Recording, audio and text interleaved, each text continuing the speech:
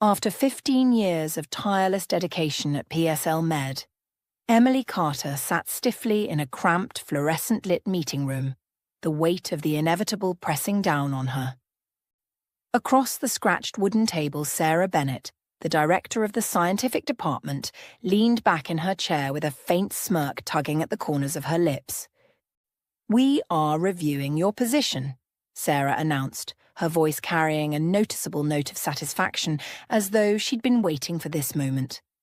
Her arms were folded tightly across her chest, her sharp hazel eyes studying Emily like a predator sizing up its prey. "The company is changing its strategy," Sarah continued, sliding a sleek manila folder across the table with a deliberate flick of her wrist. "Your contributions have been good, I'll give you that. But we're merging the research department with applied development, streamlining operations, you know how it goes. Your position, well, it's likely going to be dissolved." Emily's fingers brushed the folder as she accepted it, her expression unreadable. She didn't bother flipping it open. She'd seen enough severance packets in her time to know what awaited her inside. Probably the standard fare. 1 month's salary, a pittance for her accrued vacation days, and a hollow promise to keep her job open for 2 months if she couldn't scrape something else together. The air in the room felt stale, thick with unspoken tension. She met Sarah's gaze briefly, noting the glint of triumph there, and wondered how long her boss had been plotting this move. "Streamlining," Emily echoed softly, her voice steady despite the storm brewing inside her. "Funny how that always seems to mean cutting the people who've been here the longest." Sarah's smile tightened, but she didn't take the bait. "It's just business, Emily. You've been around long enough to understand that. Take a look at the package when you get a chance. I think you'll find it's more than fair." Emily nodded once, the folder resting heavily in her hands. "I'll look it over," she said, rising from her chair with a quiet dignity that belied the ache in her chest. As she turned to leave, the faint hum of the overhead lights buzzed in her ears, a fitting soundtrack to the end of an era. Sarah sat frozen for a moment, her fingers still hovering over the table's edge as the door clicked shut behind Emily. She'd been caught off guard, her carefully constructed script unravelling in the face of Emily's unshakable composure. She'd wanted, no, craved hysteria, a storm of anger or at least a few satisfying tears. She'd pictured it vividly, Emily's voice breaking, her hands trembling as she clutched the severance folder, maybe even a desperate plea to reconsider. That was the scene Sarah had replayed in her mind all week, a delicious little fantasy she'd clung to ever since she'd been handed the golden opportunity to deliver the news. Everyone in the department knew Emily was exceptional at her job. Brilliant, really. For 15 years, she'd moved through PSL Med with a quiet confidence, tackling complex research with an ease and enthusiasm that Sarah could never quite replicate.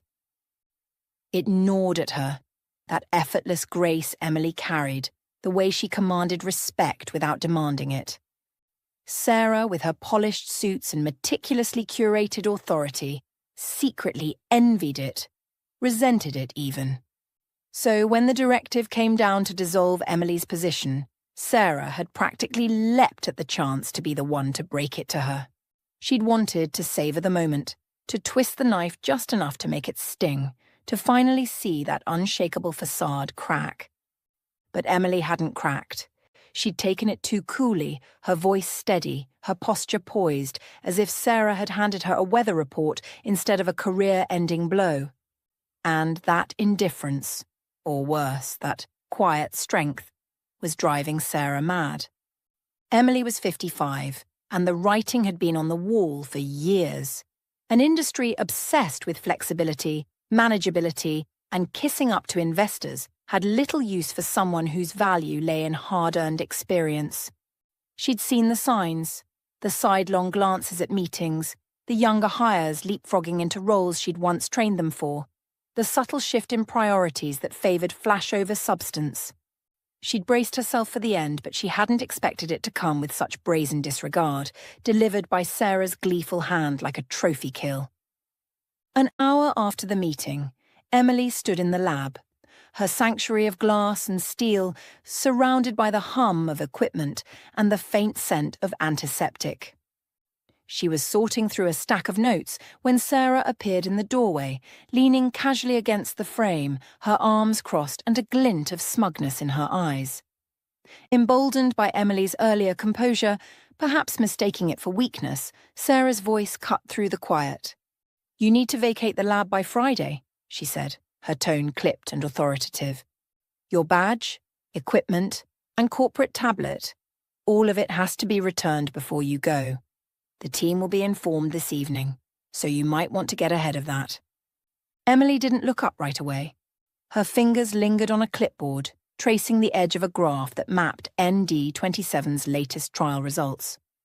Her team, 6 brilliant scientists she'd handpicked and nurtured over the years, had poured their souls into that molecule. Together they'd built it from scratch, a revolutionary treatment for the early stages of neurodegenerative diseases, now teetering on the brink of FDA approval. ND27 wasn't just a project, it was a legacy, a lifeline for millions, and, oh how convenient, a potential billion-dollar windfall for PSL Med. The irony wasn't lost on her. They were kicking out the architect just as the house was finished. She set the clipboard down with deliberate care and turned to face Sarah, her expression still infuriatingly calm. "Friday," she repeated, her voice low but steady. "And the team, my team, gets the news tonight. That's what. A few hours to process losing their leader before you swoop in with the corporate pep talk." Sarah's lips twitched, a flicker of irritation breaking through her poised exterior. "It's procedure, Emily. You know how this works. They'll adapt. They're young, resilient." "Resilient," Emily cut in, a faint wry smile tugging at her mouth. "Funny, I thought that's what I'd been for 15 years. Guess it only counts when you're under 40. She stepped closer to the workbench, her fingers brushing the edge of a centrifuge they'd nicknamed Old Faithful after it survived a lab flood. "ND27's in its final trials, Sarah. You're really going to let me walk out that door with it this close to the finish line?" Sarah straightened, her confidence wavering for a split second before she masked it with a shrug. "The team can handle it. You trained them well, credit where it's due. But the company's moving forward and you're not part of that vision anymore." Emily held her gaze, the air between them crackling with unspoken history. "Vision," she echoed softly, almost to herself. "Right." She turned back to the lab, her eyes sweeping over the space that had been her second home, the late nights, the breakthroughs, the quiet victories. "I'll be out by Friday," she said finally, her voice firm. "But you might want to pray that team's as good as you think they are without me." With that, she picked up a stack of files and walked past Sarah, leaving the director standing alone in the doorway, the triumph she'd chased feeling oddly hollow. Emily strode down the corridor, her footsteps muffled by the sleek industrial carpet, the folder still tucked under her arm like a shield. As she passed the glass-walled meeting room, her gaze flicked sideways, catching the scene unfolding within. James Harrison, the CEO, stood at the head of the table, his broad shoulders squared as he jabbed a finger at a brightly coloured projection slide. His voice, though muted through the glass, carried the same bombastic energy she'd come to expect. Gesturing wildly, his face flushed with excitement as he touted numbers that promised a golden future. Projected revenues, no doubt tied to ND27, the molecule she'd bled for, the one now poised to line PSL Med's pockets with billions. Her steps slowed for a fraction of a second, a bitter memory surfacing. Just over a year ago, at the annual medical congress in Chicago, James had taken the stage under blazing lights, his tailored suit gleaming as he unveiled ND27 to a rapt audience of industry giants. A key breakthrough for PSL Med, he'd called it, his voice booming with pride as he clicked through slides of data, her team had painstakingly compiled. The room had erupted in applause, and Emily, seated in the crowd, had waited for the nod, the acknowledgement of the woman who'd led the charge. It never came. Not once had her name crossed his lips. Instead, he'd basked in the spotlight, shaking hands and accepting congratulations as if he'd conjured the molecule himself. Now, watching him through the glass, she felt a familiar twist in her gut. Not anger, not anymore, but a quiet, simmering resolve. She could almost hear his voice now, pitching the same narrative. ND27, our crown jewel, our ticket to the top. No mention of the late nights she'd spent calibrating dosages, the countless revisions to the trial protocols, the way she'd fought tooth and nail to keep the project alive when funding wavered. Just James waving his arms like a conductor, claiming the symphony she'd composed. Back in her office, Emily closed the door behind her, the soft click echoing in the small, familiar space.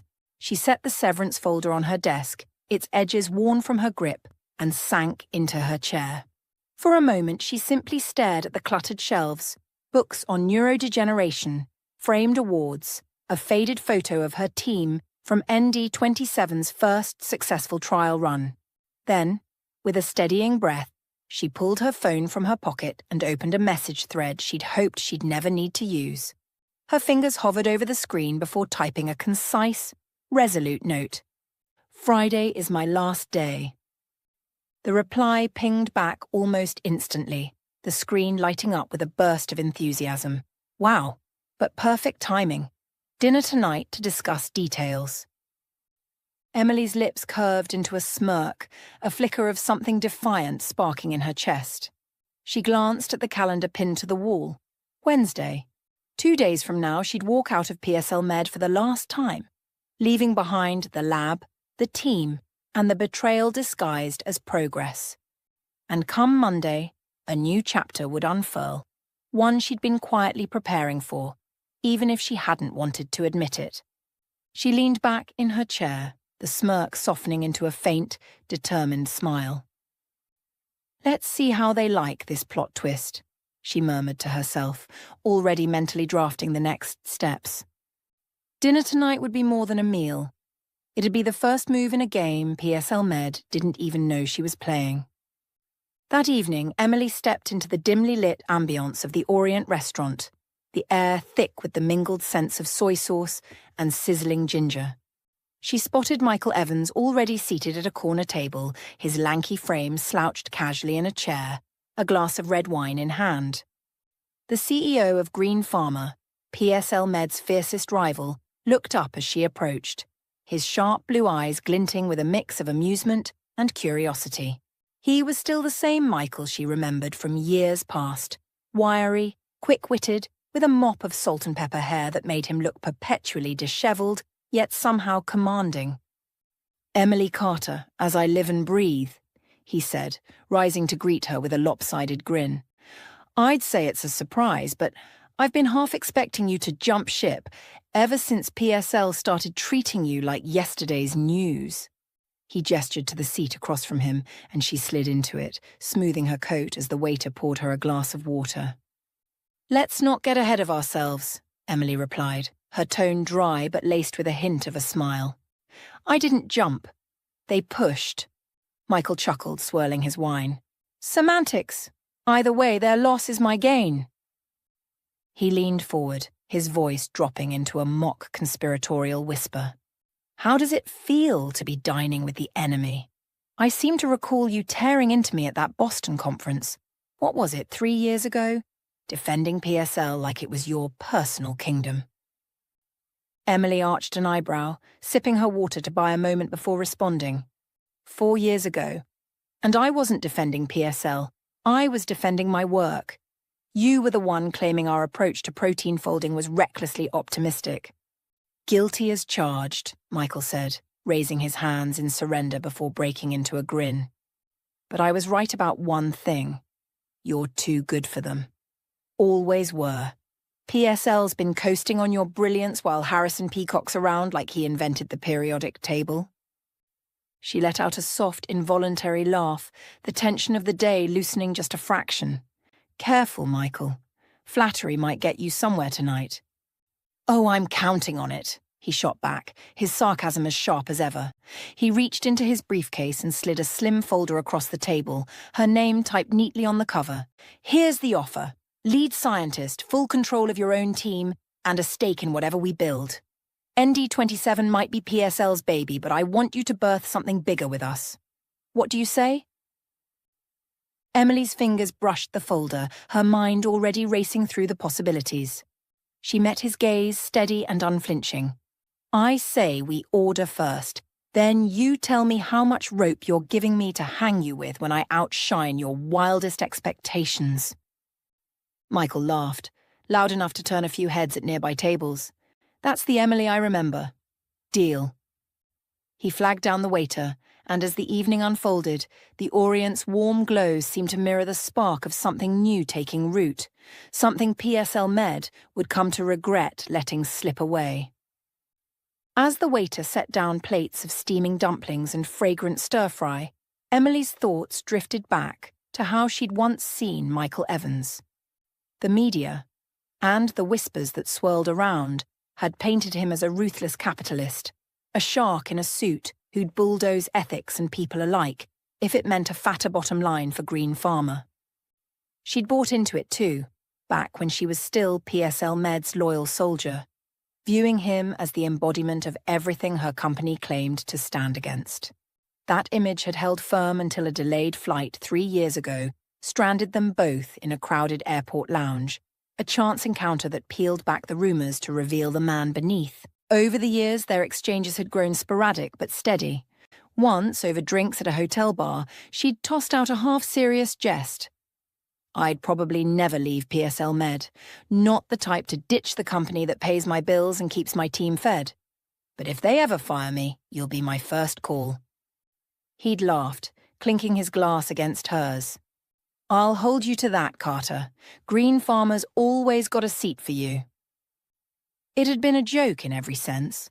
Light-hearted, absurd, a throwaway line neither of them thought would stick. Now, sitting across from him at the Orient, that punchline had landed with uncanny precision. She watched as he speared a dumpling with his chopsticks, his eyes glinting with the same mischief she'd glimpsed in that airport lounge. So, he said, popping the dumpling into his mouth and chewing thoughtfully, turns out you're a woman of your word. I should have bet money on PSL screwing you over eventually.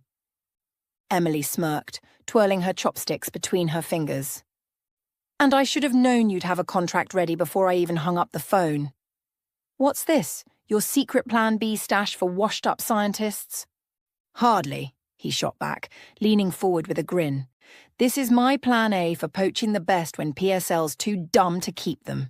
You're not washed up, Emily. You're a damn goldmine, and they just handed you to me on a platter.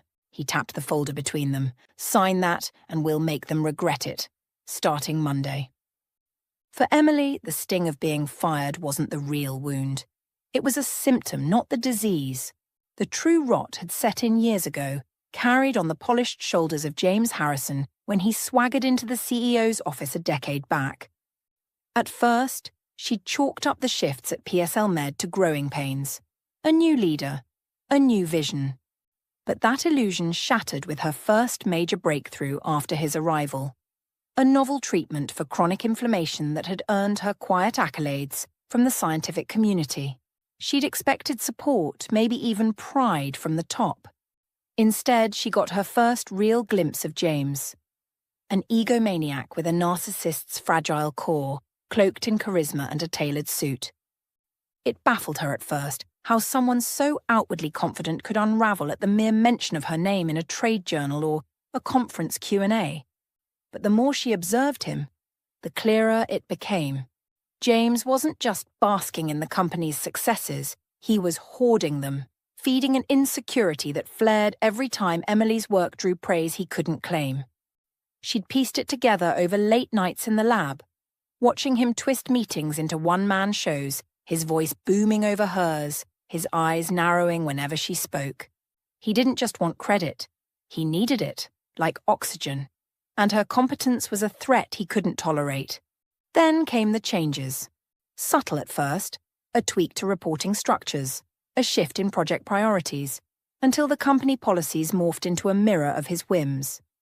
He'd rewrite the rules to keep her in check, sidelining her input while plastering his name on every press release. And when she stumbled because even she wasn't infallible, he pounced. A misplaced decimal in a budget report, a delayed response to an email. He'd haul it into the spotlight during staff meetings, his voice dripping with mock disappointment. "We can't afford slip-ups, Emily," he'd say, pacing the room like a prosecutor, while her team sat in uneasy silence, eyes fixed on their laptops. Publicly shaming her became his sport, a petty ritual to remind everyone who held the reins. The team saw it too, how horrible he was, how his temper could turn a room ice cold. They'd whisper about it over coffee in the break room, trading stories of his tirades, but fear kept their voices low. A few years back, the simmering tension between Emily and James had boiled over, turning personal in a way that neither could ignore. It traced back to a single fateful moment, one that James, in his brittle pride, couldn't let go. It had been a high-stakes meeting, the kind where investors in crisp suits lined the boardroom, their eyes gleaming with dollar signs as James unveiled his grand vision for PSL Med's future. He'd been mid-stride, gesturing at a glossy slide deck, when Emily, seated near the end of the table, did the unthinkable. She'd raised her hand, her voice cutting through his monologue with a calm, measured dissent. "I don't really agree with that approach, James.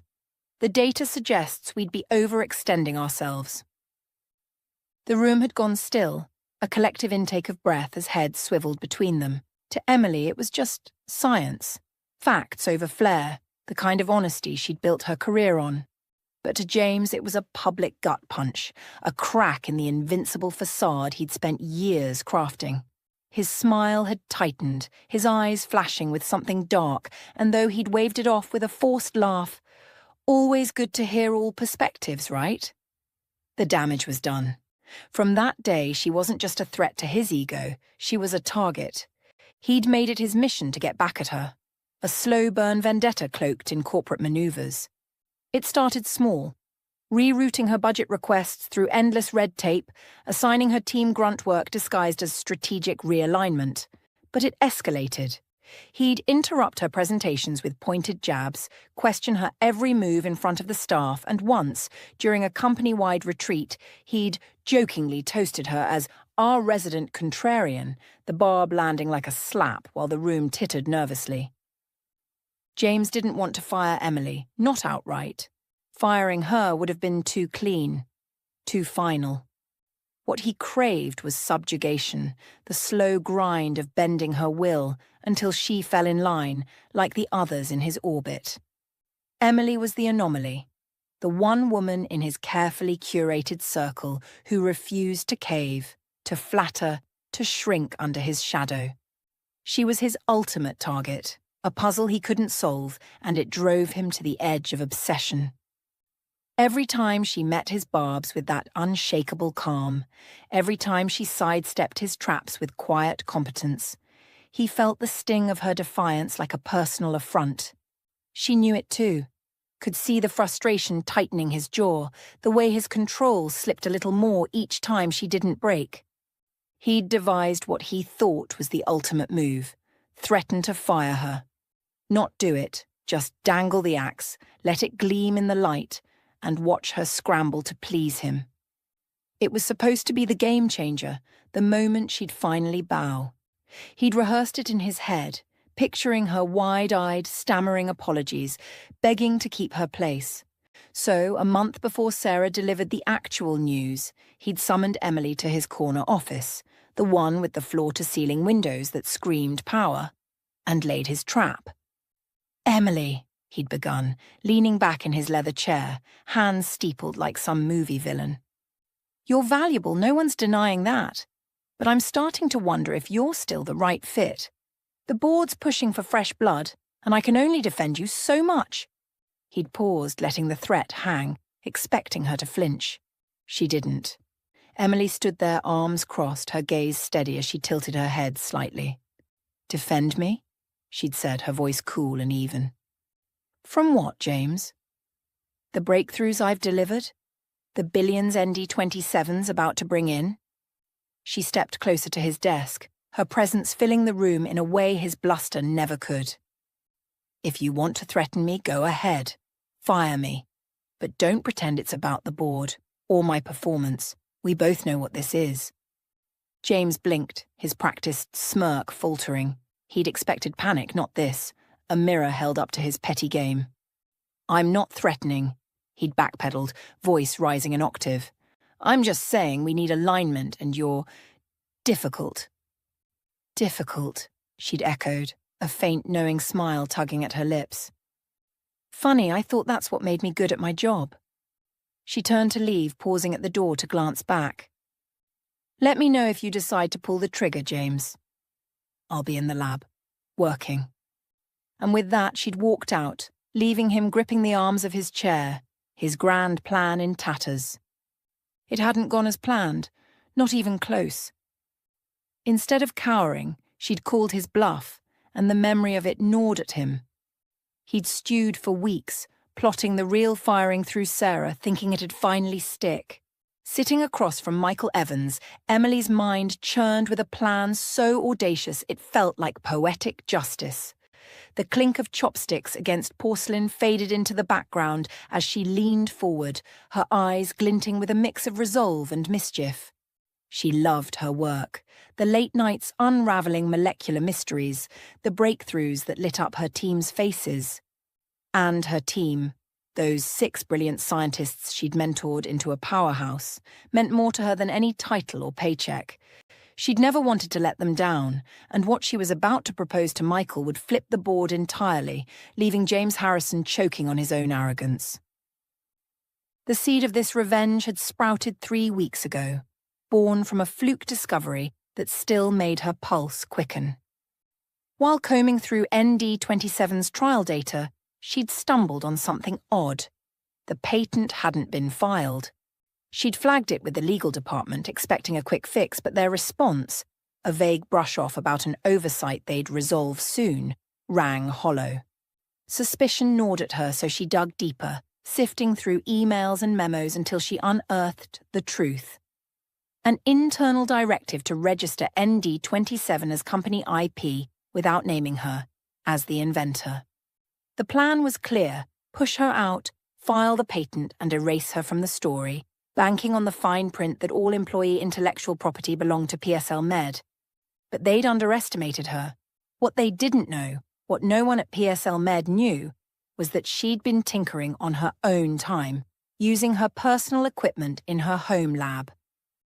Late nights after the team went home, she'd refined ND27, boosting its efficacy by 43% with enhancements that improved its permeability across the blood-brain barrier. A game-changing leap they'd never replicate without her notes. She'd documented every step, every tweak, and with a lawyer friend's help, filed a patent application in her own name, complete with a watertight evidence package. Michael slid the green pharma contract across the table, his grin sharp as a blade. All the papers are ready. Sign and Green Pharma gets an exclusive license for your patent. Monday morning, we drop a press release. Emily Carter, research director, with a shiny new blockbuster in tow. PSL Med won't know what hit them. Emily flipped through the documents, though she'd memorized every line. A 7-figure signing bonus, a hefty stock package, lifetime royalties on any product tied to her formula. She traced a finger along the terms, her mind already painting the fallout. James's face when he realized ND27's golden goose had flown, tethered to her name and Green Pharma's banner. She looked up at Michael, her voice steady but electric with intent. This isn't just about me. I want my team. All 6 of them. They built ND27 with me. They deserve to see it through. Michael raised an eyebrow, then laughed, a low, appreciative sound. Twist my arm, why don't you? Fine. We'll poach the whole lot. Offer them deals they can't refuse. Harrison's going to lose his mind when his lab empties out overnight. Good, she said, picking up the pen and signing with a flourish. Let him. He wanted to play king. I'm taking the crown. She slid the papers back, the weight of the day lifting into something triumphant. She'd secured her future, safeguarded her team, and locked down the rights to her life's work.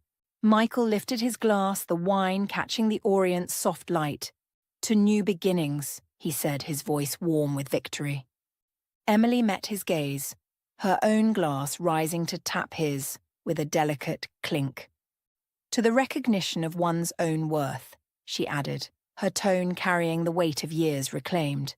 The faint smile on her lips was both a promise and a reckoning.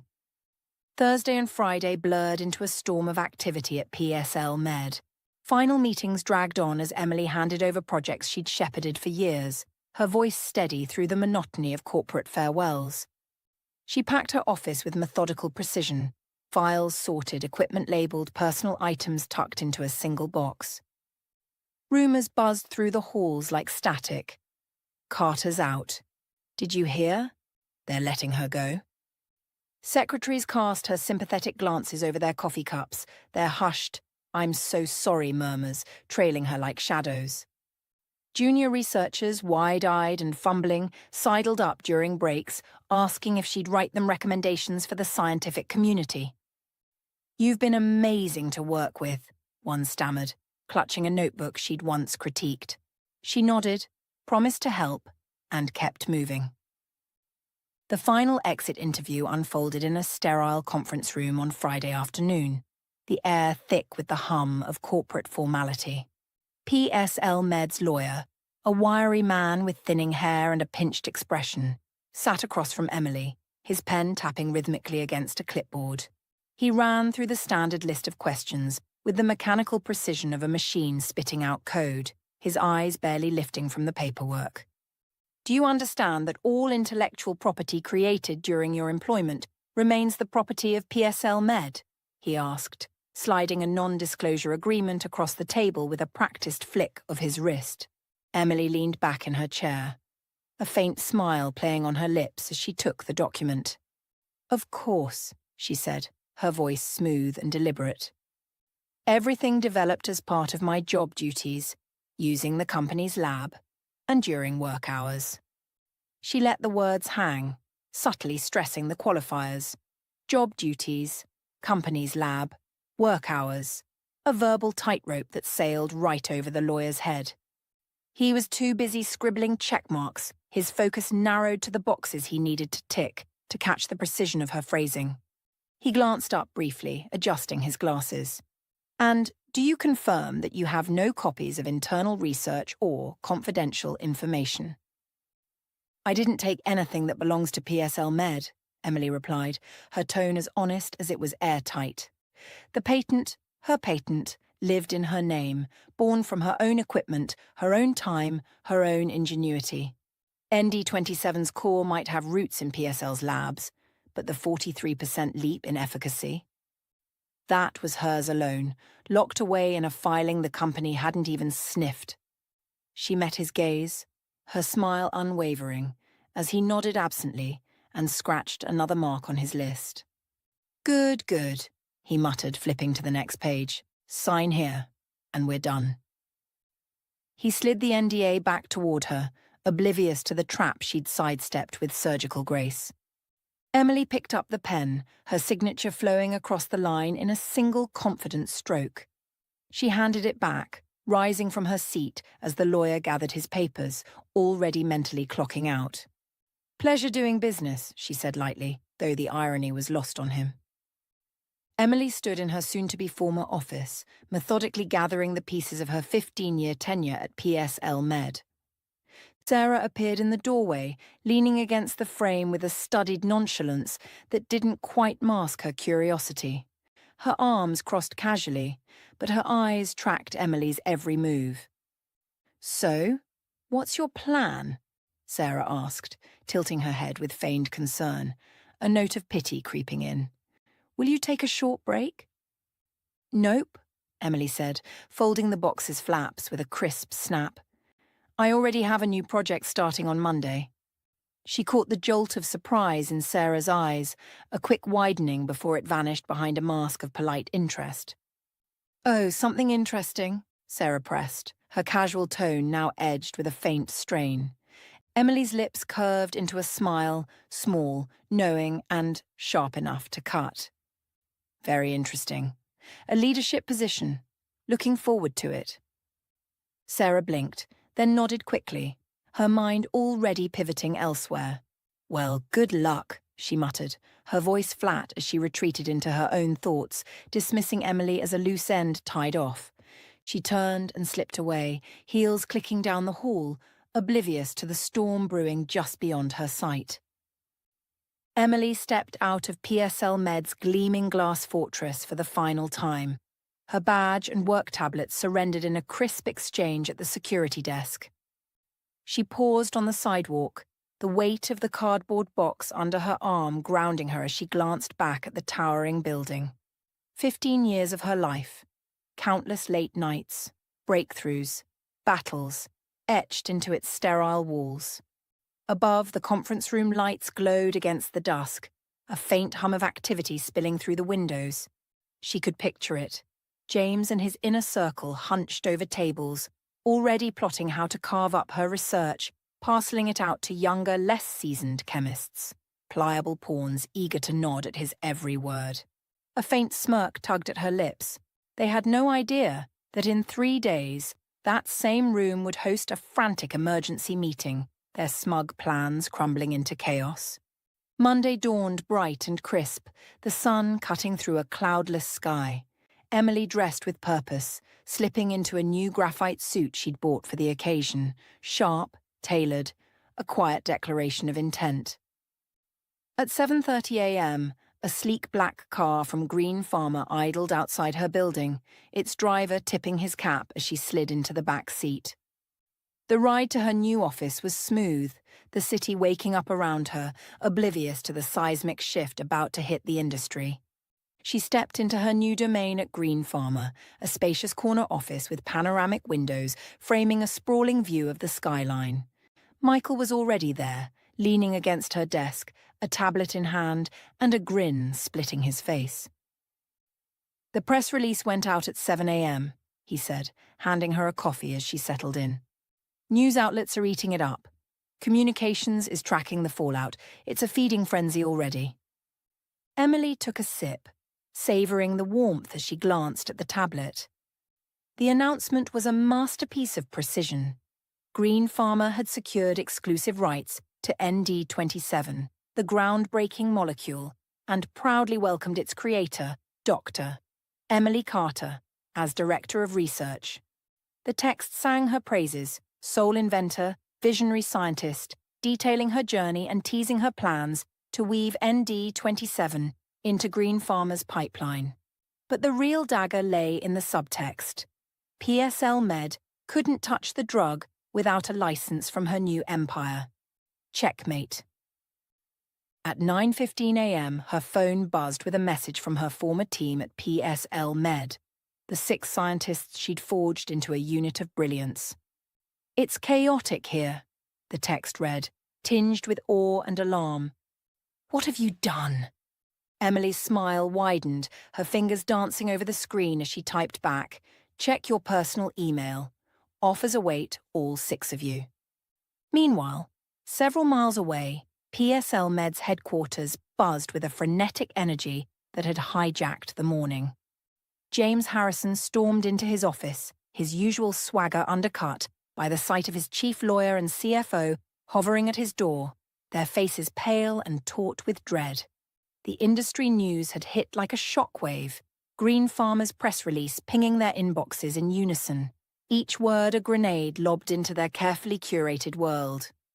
By 9:30 a.m., the routine Monday management meeting had spiraled into a full-blown crisis session, the conference room a war zone of scattered papers and raised voices.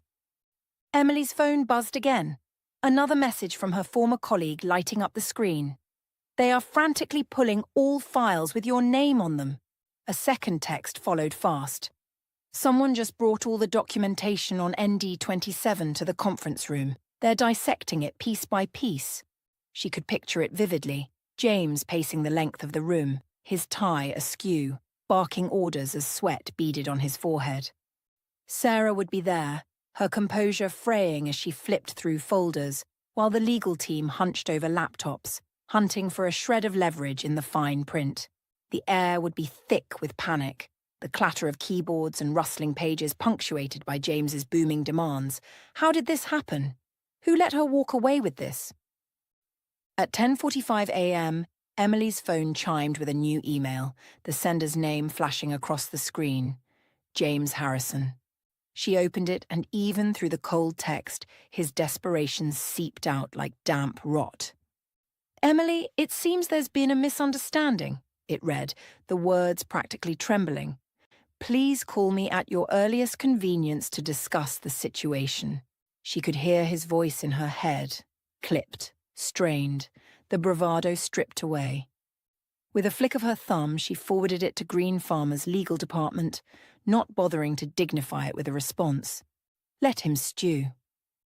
The industry was electric with chatter, rumours crackling through networks like wildfire. PSL Med's stock had plummeted 7% in hours, a freefall fueled by the morning's upheaval, while Green Farmer's soared 12%, buoyed by the promise of ND27 and its mastermind. 3 major pharmaceutical publications, Pharma Today, Bio Breakthrough, and Med Innovate, had already emailed, clamouring for interviews about the seismic shift that had blindsided the market. Emily's name was everywhere, a phoenix rising from PSL's ashes. Michael poked his head into her office as she unpacked a framed photo of her team onto her new desk, the panoramic windows bathing the room in golden light. "How are you feeling?" he asked, leaning against the doorframe with a grin that said he already knew the answer. Emily paused, setting the frame down with care, and met his gaze. "Vindicated," she said, the word carrying the weight of truth. "For 15 years, others took credit for my achievements. I was told I should be grateful just to have a seat at the table. Smile, nod, don't rock the boat. And now, finally, recognition." Her voice was steady, but the fire in it was unmistakable. Before Michael could reply, her new assistant, a brisk young woman named Lena, appeared at the door, clipboard in hand. "Dr. Carter, the research team is ready for you in the main conference room," she said, her tone crisp and professional. "Also, the CEO of PSL Med has called several times in the last hour." Emily's lips twitched into a faint, satisfied smile. "Inform him that I have meetings all day," she replied calmly, adjusting the cuffs of her graphite suit. "Our lawyers will contact him later this week to discuss licensing terms." Lena nodded, jotting a note, and vanished as quickly as she'd come. Emily strode toward the main conference room at Green Farmer, her new role settling over her like a perfectly fitted coat. Her phone buzzed in her pocket, and she glanced at the screen. A message from one of her former PSL Med team members. "The board of directors has called an emergency meeting. James is about to explode. P.S. Our team is accepting your offer. When do we start?" A grin flickered across her face as she typed back, "Welcome aboard. Monday, 8 a.m. sharp." She slipped the phone away, the hum of triumph fueling her steps. Her crew, her 6 brilliant scientists, was coming with her, and James's empire was cracking at the seams. Emily settled into her new role at Green Farmer with an ease that surprised even her, the transition as seamless as slipping into a well-worn glove. The respect here was palpable, a stark, refreshing contrast to the sidelong glances and veiled digs she'd endured at PSL Med. People listened when she spoke, their nods genuine, their questions sharp and engaged. No one swooped in to claim her research as their own. No one muttered about new generations of scientists as if her experience were a dusty relic. At Green Farmer, her age and expertise were currency, not liabilities, and it fueled her every move. By Wednesday, the crisis's shockwaves were reverberating across the industry. 2 major medical holdings reached out to Green Farmer, hinting at cutting ties with PSL Med. ND27's absence was a gaping wound they couldn't ignore. Green Farmer's stock climbed another 8%, a rocket fueled by Emily's coup, while PSL Med's continued its nosedive, shedding value with every passing hour. Then her phone rang, the caller ID flashing a familiar name. Grace from HR, the same woman who'd handed Emily her severance packet with a tight-lipped smile just days ago. Emily answered, her tone cool and composed. "Grace, what can I do for you?" "Emily," Grace began, her voice cautious, clinging to a thin thread of professionalism. "I'm calling to discuss the patent situation. We believe there might have been a misunderstanding regarding ownership rights." Emily's lips curved slightly, though her eyes stayed sharp. "I don't think there's any misunderstanding. My employment contract is clear. Anything I developed on my own time, with my own resources, belongs to me. The patent documentation backs that up. Every page of it." A beat of silence, then Grace pressed on, tentative but persistent. "James hoped you might discuss possible options." "All negotiations go through Green Farmers' legal department now," Emily said firmly, her words a steel wall. "I'm sure they'll be happy to arrange a meeting to discuss licensing terms." The line went quiet, Grace's breath catching on the other end. Finally she exhaled, a soft, resigned sound. "I'll pass this along," she said, her courtesy clipped as she hung up. That afternoon, Emily stood at the head of Green Farmers' boardroom, delivering her first official presentation as research director. The polished wood table gleamed under the lights, and the board of directors, sharp-eyed men and women in crisp suits, watched her intently. She outlined the company's research strategy, ND27 at its core, her voice steady and commanding as slides clicked by. No longer relegated to the shadows as she'd been at PSL Med, she owned the podium, her presence filling the room. She caught approving nods, a few murmurs of agreement, and even a smile from the chairman. This was her stage now, and she played it masterfully. Daniel joined Emily for a video call that afternoon, his screen flickering from his half-packed office at PSL Med. "They're scrambling to cobble together a new research team," he said, adjusting his glasses with a wry grin. "Trying to bypass your formula and its patent. James is out there claiming they can whip up an alternative drug in 18 months. Emily laughed, a short, sharp sound that echoed her disbelief. 18 months? The original took me 3 years, with a full grasp of the pharmacokinetics and biochemistry. He's delusional." "Exactly," Daniel said, nodding. "No one's buying it, especially after our team dropped our resignations like a synchronized bomb. The knowledge drain's catastrophic. They've got nothing left to stand on." Later that day, PSL Med's legal team finally reached out to Green Pharma, their tone clipped and reluctant, requesting a discussion on licensing terms. Green Pharma's lawyers, armed with a strategy Emily and Michael had honed, fired back with a proposal as calculated as it was brutal. A licensing fee triple the industry standard, plus a public statement acknowledging Emily as ND27's sole creator. Michael chuckled when they reviewed it in his office, leaning back in his chair. PSL Med would rather torch the deal than admit they fired the brains behind their golden goose. "Then they'll have to build from scratch," Emily said with a shrug, her voice cool and unyielding. "And every day they waste chasing my shadow, our lead grows wider."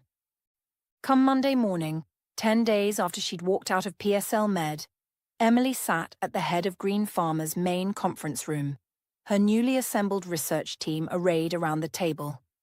Daniel and the 5 other scientists from PSL Med filled the seats, their faces alight with enthusiasm as they dove into plans for ND27's next generation.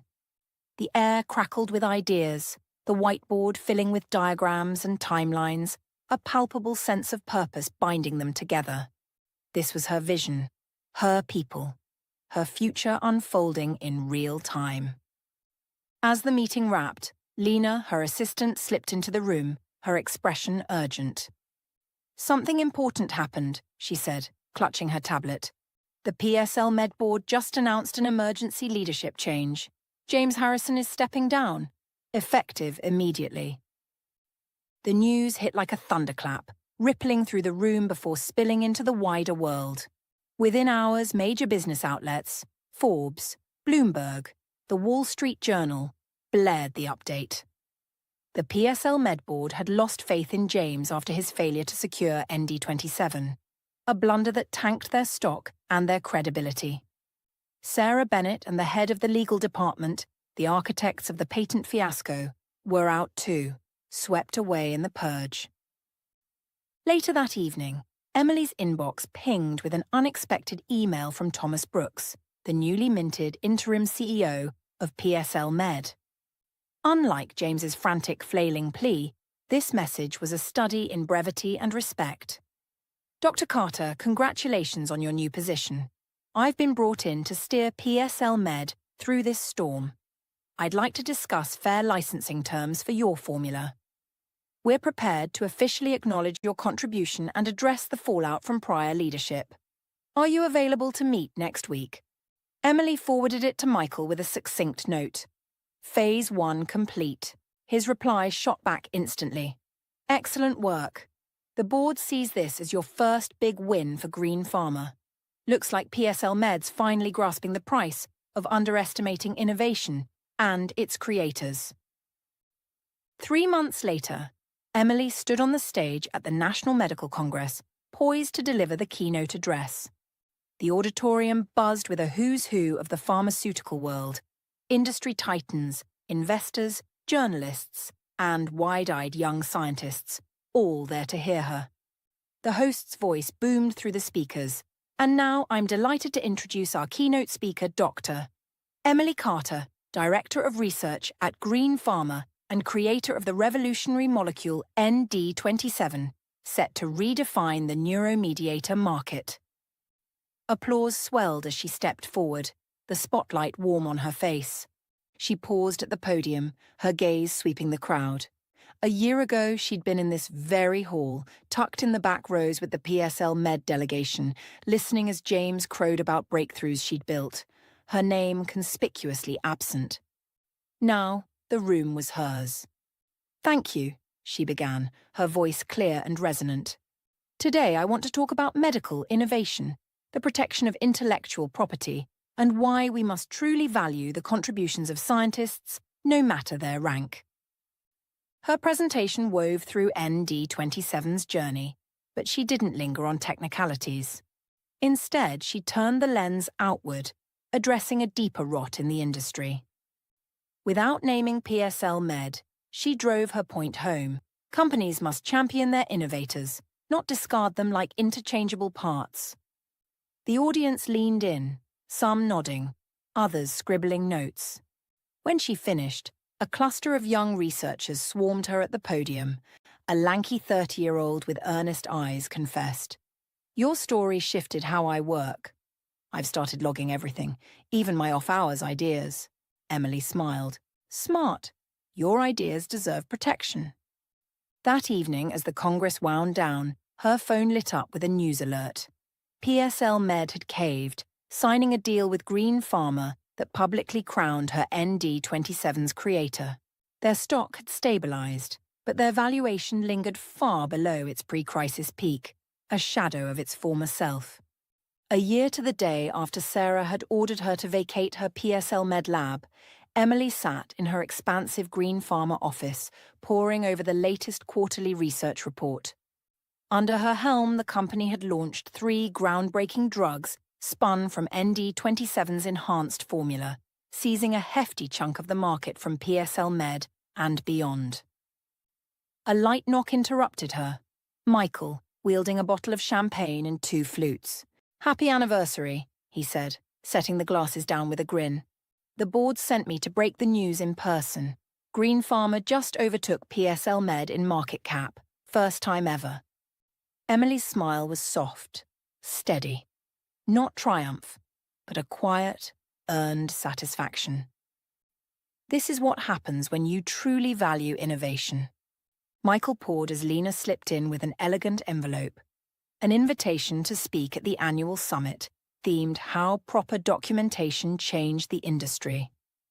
He skimmed it, chuckling. "You're a symbol now, Carter. A cautionary tale about a boss who didn't see what he had till it walked out the door. It's echoing across the sector." Over at PSL Med, Thomas Brooks had stayed on as CEO, ushering in reforms that echoed Emily's Green Farmer playbook: revamped IP protections, real recognition for inventors. She'd heard he'd framed her story as a wake-up call, a lesson in what not to lose. It was never about revenge, Emily said, lifting her glass. It was about recognition, showing this industry that innovations don't just appear, people make them, and those people deserve respect. To fair recognition, Michael toasted, their glasses clinking. Sunlight slanted through the window, catching the bubbles in her champagne. At 56, Emily had found what she'd chased her whole career. Not just success, but a legacy indelibly hers. ND27 bore her name now, a cornerstone of an industry she'd reshaped, right where it belonged. 6 months after her commanding keynote at the National Medical Congress, Emily arrived in Chicago for the Biopharma Summit, a glitzy affair packed with the industry's elite. Green Pharma's star had soared under her watch, ND27's offshoots rewriting market rules and raking in profits.